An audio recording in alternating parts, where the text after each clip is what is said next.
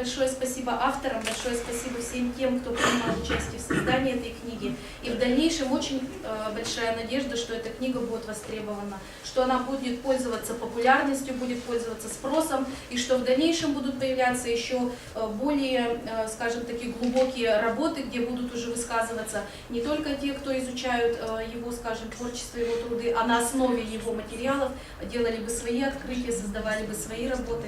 Поэтому большое спасибо организаторам, что пригласили сегодня. Мне очень приятно держать в руках плод работ очень маститых, я не побоюсь этого слова, людей.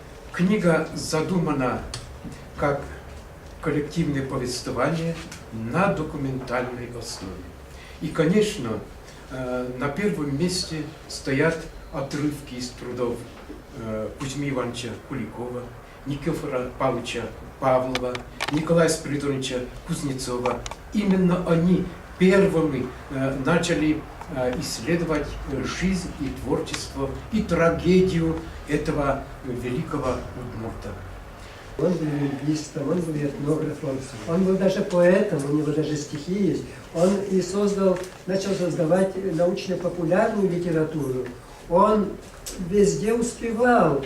Я думаю, что если бы он только этнографией занимался, либо только лингвистикой занимался, или только бы стихи писал, его судьба была бы очень благополучной.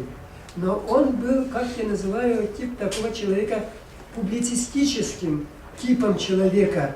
Он шел туда, где он был необходим и где он был незаменим. Он идет в политику, он идет в народное образование, он занимается этнографией, он занимается журналистом. И вот его заслуга еще, кроме того, что он был организатором удмуртской автономии, он был несколько лет, 4 года почти, редактором газеты «Будыри». Это сложнейшее время, в годы гражданской войны. И сейчас эти газеты, номера настолько редки, что в Удмуртском институте Российской академии наук уже на руки не выдают.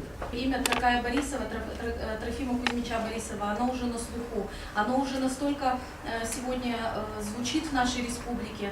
И отрадно, что инициировано это празднование 120-летия со дня рождения Трофима Кузьмича Борисова, что и послужило началом, может быть, возрождения его в нашей современной жизни. Начало этому дала Всеудмуртская ассоциация «Удмурт-Кинеш».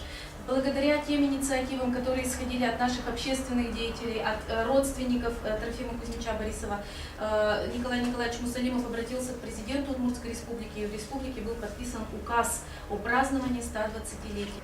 У нас на сегодняшний день, мама уже моя, хоть и она работала в колхозе, была, я считаю, наверное, мама говорит, у меня ходячая история, потому что, работая в колхозе, простая родовая колхозница, 32 года, это все эти вырезки из газет, все эти документы у нас в 2 папках.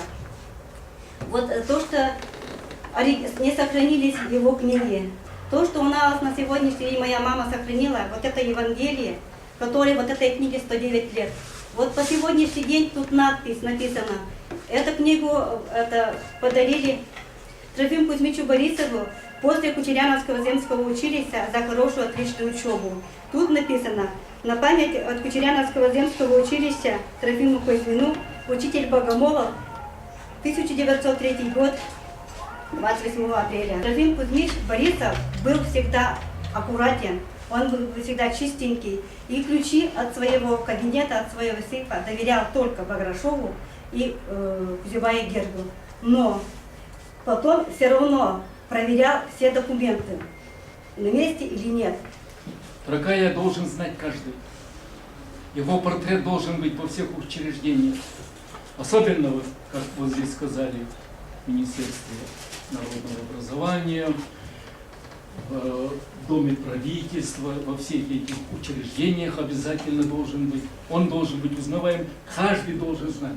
Если не только как государственного деятеля, общественного деятеля, лингвиста и так далее, а просто как человека.